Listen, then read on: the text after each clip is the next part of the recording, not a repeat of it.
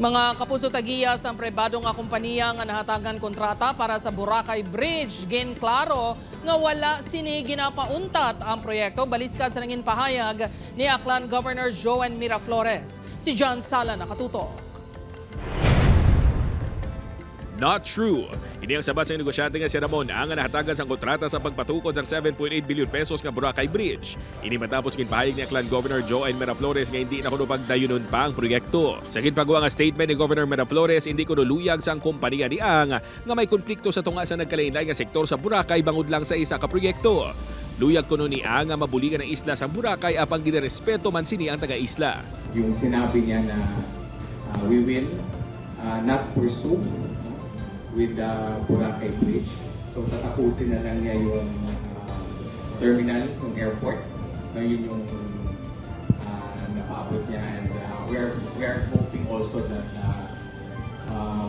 he convey this to the DPWH so that talagang may may closure na. Nagpatigayon sang pagsinapo sa ni Governor Miraflores kag iban pang mga provincial government officials kag si Ang sang Mayo 13 kag suno kay Miraflores dili kuno ginanunsyo ni Ang.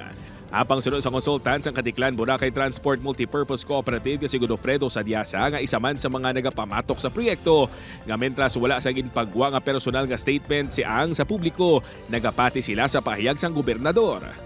Hindi kasi yan personal nilang narinig Papa RSA, di ba? Alam nga naman na sinungaling at gagawa ng kwento yung mga Miraflores.